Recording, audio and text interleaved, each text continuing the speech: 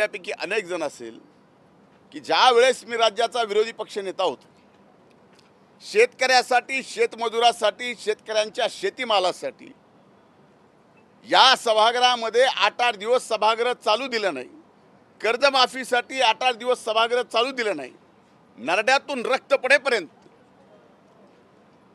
हाच धनंजय मुंडे विरोधी पक्ष नेता असताना वरच्या सभागृहामध्ये शेतकऱ्यांसाठी लढला, रक्त ओकलं, न्याय मिळवून देण्याचा प्रयत्न केला. असे अनेक प्रसंग आहेत जे सांगता येतील.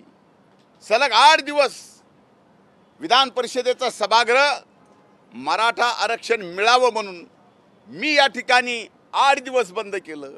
त्या 8 दिवसात एवढी भाषणं केली की त्यावेळेस सुद्धा आमच्या आताडी सुजली, नरड्यातून रक्त पडलं, पण माघार हटलो नाहीत. अशा पद्धतीची लढाई धनगर समाजाच्या आरक्षणाची सुद्धा या ठिकाणी मी केलेली आहे.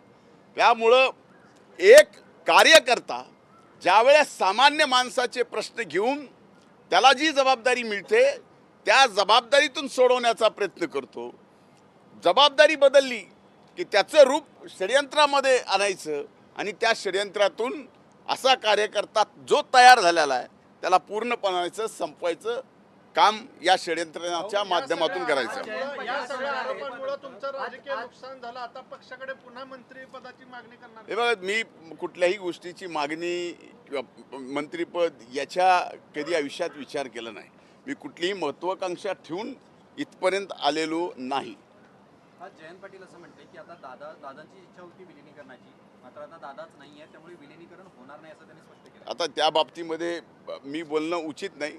आमचे मान्यवर नेते बोलतील. दादांच्या अपघातासंदर्भात आज पुन्हा एकदा रोहित पवारांनी एक आरोप केला आहे की दादांच्या निधनापूर्वी अपघात होण्यापूर्वी बारामतीच्या विमानतळाची रेकी करण्यात आली होती आणि त्यानंतर कुठेतरी मला हे कसं करतात माहीत नाही. आणि या सगळंच ते जे बोलतायत त्याची दखल बाकी सर्व व्यवस्थेने घ्यावी. आता याच्या पलीकडे काय बोलू शकत नाही. रोहित पवार हे आहे का, तथ्य आहे का, एवढे मुद्दे ते मांडतात? या सगळ्या गोष्टीमध्ये ते जे मांडतायत किंवा इतर जे मांडत नाहीत, आता जे इतर आहेत जे मांडत नाहीत त्यांना अनुभव जास्त आहे का जे काल उठून या ठिकाणी या विषयावरती मांडतायत. जे परवा दिवशी दादांच्या बाबतीत काहीतरी वेगळं